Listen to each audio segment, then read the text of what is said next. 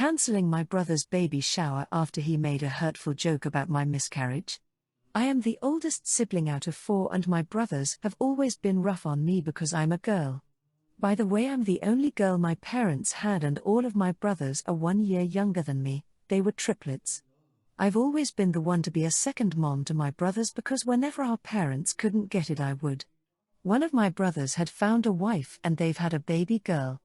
I am very close to my brother and his wife, and even his wife was excited to have me as the baby's aunt.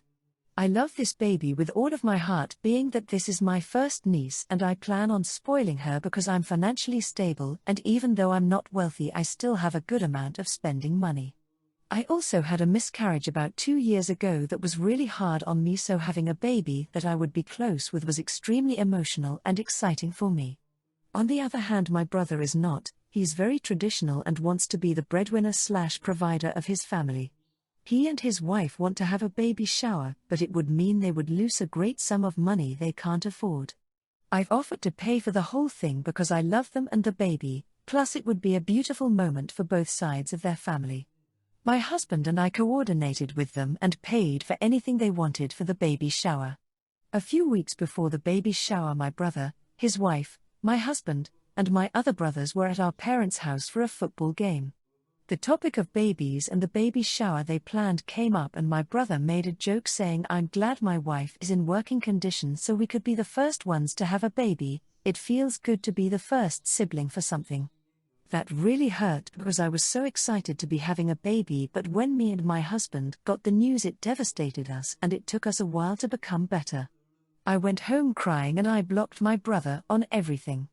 I couldn't believe how inconsiderate and insensitive he was, especially after I gave him everything. I texted him one time saying, "We won't be paying for your baby shower anymore, what you did was horrible and I don't want to speak to you again." He told our family and now they're all trying to contact me, but I don't want to hear it. Update: I will be answering some common questions I've been hearing. What was the S.I.L. and family's reaction? Everyone did not agree with this comment and the sister-in-law was he even said something so rude. She texted me how sorry she was in his behalf and she says she totally understands why I made my decision. Did he apologize? He believes he did nothing wrong, so he's standing on his action. While I am upset by his blindness to how this could be hurtful, I'm not the kind to argue until I get an apology. I have made the decision to try to still give my sister-in-law a baby shower because she deserves it. I don't want to ruin my relationship with her or my niece, so I'm trying to figure out a way to give her a baby shower and still hold my grounds with my brother. Comment 1. NTA. It's been 33 years since my wife miscarried. It's still not something we bring up. There are so many people that don't understand the pain the parents endure when a miscarriage happens. Comment 2. NTA, and your brothers weren't rough on you because you're a girl. They were rough on you because they were bullies, and it sounds as though this brother still is. I also have 3 brothers and they would never, ever have said something so cruel and mean-spirited. Your brother can't have it both ways. He can't be an a-hole to you and then expect that you to still pay for a baby shower. Your family are probably trying to contact you so they don't get stuck with the bill. Comment 3. NTA, your brother basically said he's glad your baby died so he's the first one to have a child. This is not some joke. And there's no way to throw flowers over it to make it look better. And there's no way to take that back. He, as a soon-to-be father himself, should be able to at least kind of imagine what it would be like to lose his child. I'd send a message to everyone that they should hardly think about what they want to tell you. You'll cut everyone off who wants to smooth things over, tell you you're overreacting, or to put it into a different life. He literally said he's glad and happy your baby died, and there's no way in hell to turn this around. And no one should come to you with a "that's not what he meant." That's exactly what he meant. Not allowing my wife to access my salary and making her work 50 hours per week so that she has more money for herself. My wife, 35F, and I, 28M, have been together for 4 years and married for 2. We have 1 child together, 2M. My wife and I have significantly different incomes. She earns $45K per year working as a store manager while I earn $250K per year as a computer engineer for a big company. For almost of all our marriage, we combined our finances. There was no concept of my money and her money. Both of our salaries would go into a joint account from which our bills would be paid. Of the money that is left over, some is put a savings account, a college fund for our son, down payment for a house, and the remainder is shared equally between us in our own separate accounts for ourselves. I usually try to use my share of the money on some stock trades or to grab a beer with a couple of friends. Most of the time, I have around 50% of the money left over. My wife, on the other hand, blows through the money like no tomorrow. She buys expensive shoes, dresses, goes to these high-end spas and restaurants with her friends. She wasn't like this before we got married and combined finances. I've expressed my concerns to her about spending, but she said she has the right to spend her money how she sees fit. She didn't have a lot of luxury growing up, so she sees her current spending as catching up for what she didn't have. Since we agreed that we can do what we want with our share of the savings, I dropped the issue. But I told her she's on her own for any discretionary personal expenses that she can't pay for. She said okay, and we moved on. Last month, I got a notification there was a $5,000 charge on the credit card for our joint account. I called her up to ask her why she made such a big expense. She told me it was because she bought a new purse from LV. I asked her why she didn't use her own personal credit card. She said she didn't have enough in her personal account. I lost my shit. I told her how dare she take money from our shared finances like that without asking me. She acted like it was no big deal. I hung up and asked my company to redirect my salary to my personal account.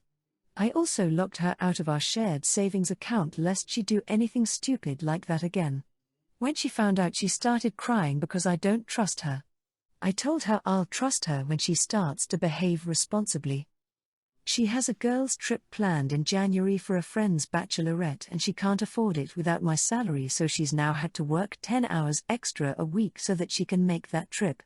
She complained to her family and they started blowing up my phone, calling me in a hole for financially abusing her. I told them to stay out of marriage and blocked their numbers. But I'm starting to feel guilty for taking the nuclear option. Comment 1. NTA, you're not financially abusing her, you're protecting joint money from being blown on garbage like LV bags. If anything, she's financially abusing you. Instead of working 10 more hours, she could always return that bag. I wouldn't trust her either, she's a liar. The person you marry is the most important financial decision of your life. Think about that really hard. She can build you up or tear you down, she's choosing to tear you down. At minimum, don't give her access until she can prove she's responsible and won't make big, wasteful purchases without telling you. A house is more important than an ugly LV purse. Comment 3. NTA, $5,000 is an astronomical amount for a purse at your current combined income. This suggests she has a problem and you're actually helping her by showing some tough love. Comment 3. NTA, tell her to sell those expensive non-essential items for money. I would have been livid if I saw a $5,000 purchase for something like that. Purchases that large should be discussed beforehand. I've never had a shared bank account, and never will for this reason. Yelling at my spouse for leaving me alone in the car to hike. I got a minor medical procedure last week following a medical treatment involving lots of meds with hefty side effects. I'm not on the meds anymore, but the side effects are pretty terrible. The side effects and healing process from the procedure are at their worst yesterday and today. I'm not supposed to do anything strenuous, including hiking, kicking, jumping, or running for 2 weeks. My in-laws came into town for a week and we haven't seen them in 9 months. My spouse booked a reservation for a tour at a national park a few months ago, not knowing I would be undergoing this medical treatment. I didn't really want to go, but my spouse insisted I should come along and that all the activities would be something I could do.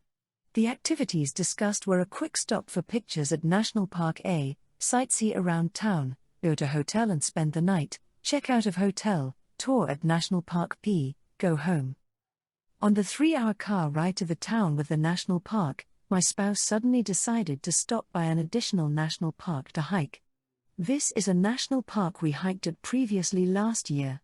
I was not feeling well. They went to hike while I waited in the car. I was annoyed, but it wasn't a big deal.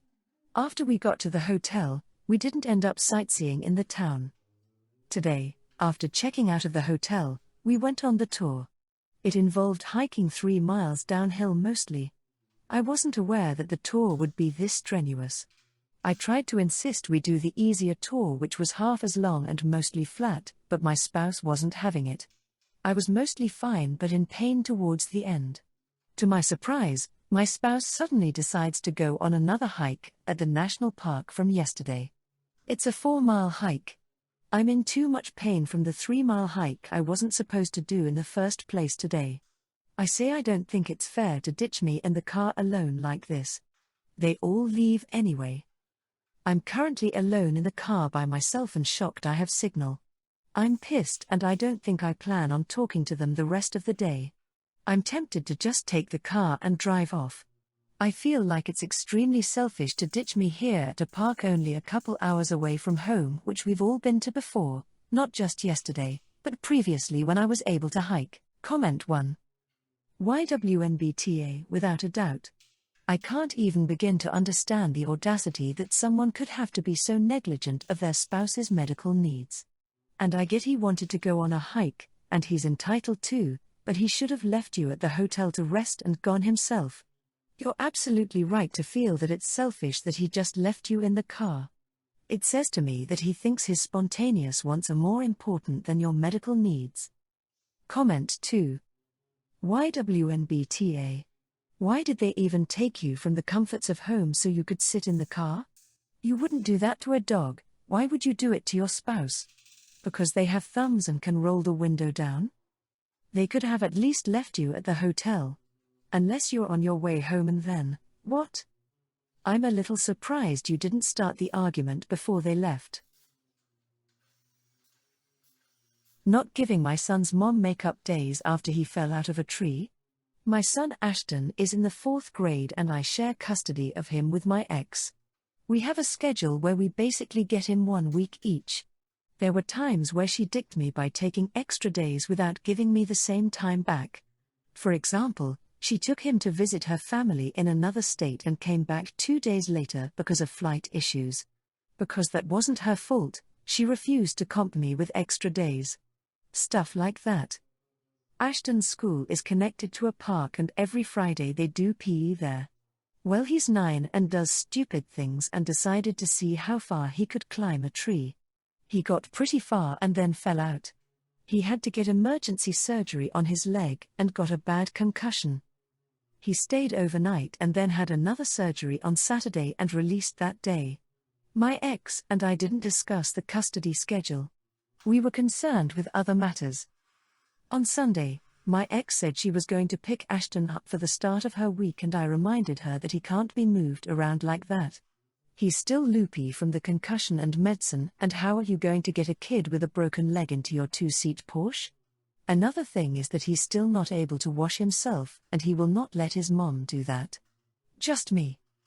I told her she can visit but needs to prepare for him to stay.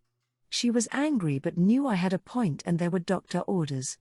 Long story short, my son stayed with me 6 days later because my ex couldn't get the time off work, whereas IWFH. Our 19-year-old son agreed to help take care of Ashton when Ashton needs a guy for something. Ashton can now use crutches and recovered from his concussion and can go back to school on Monday.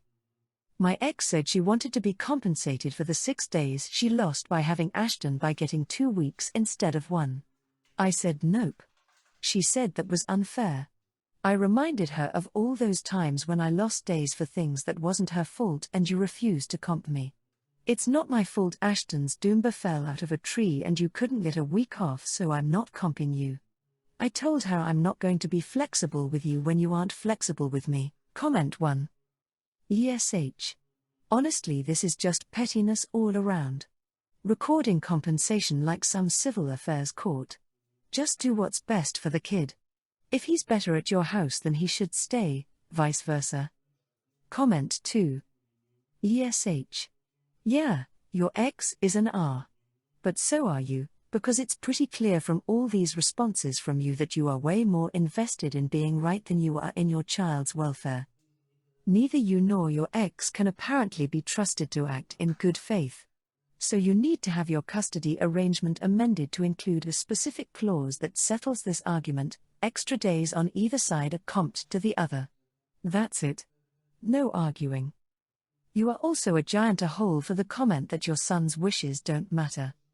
Comment 3. ESH. Focus on what your child needs and wants. If Ashton wants extra time with mom, let him have it. If Ashton wants or needs extra time with you, die on that hill. And mom needs to do the same. Her wanting her time with him when he was still recovering is a bad move on her part, and almost moves it into she's the our country. This isn't the time to settle old debts, or create new ones.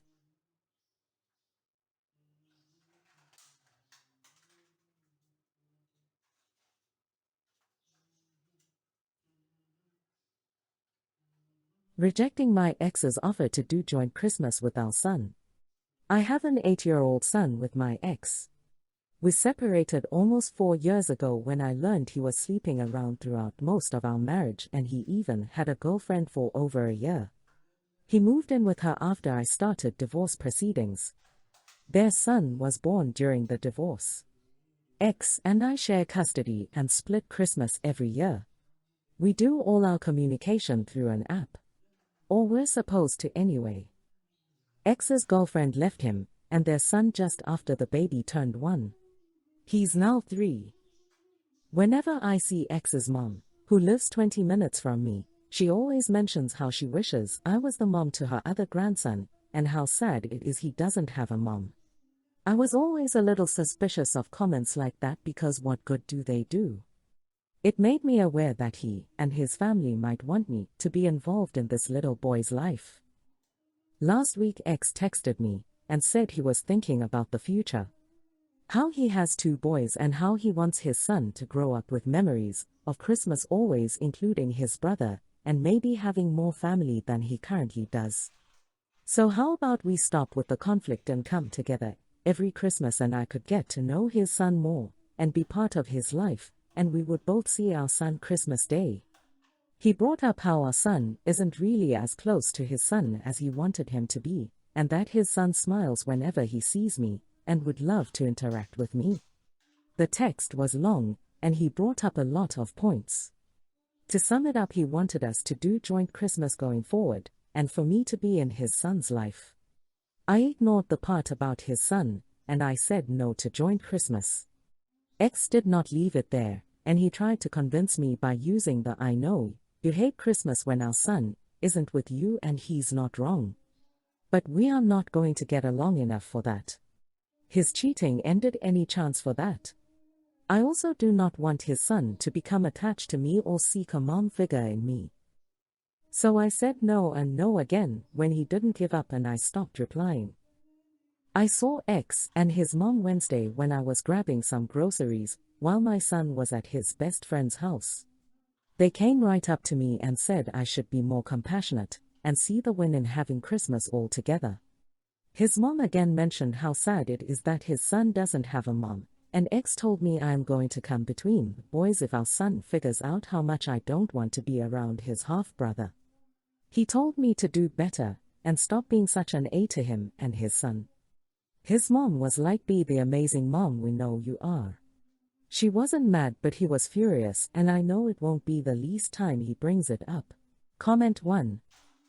NTA. The ex's ex is the little boy's mom. You have no responsibility towards him other than treating him kindly if/when you see him. Comment 2. Your ex cheated on you, got his mistress pregnant, mistress had enough and left him and their son.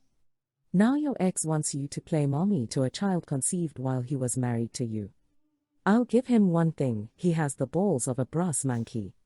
His mother can be both mother/grandmother figure for him.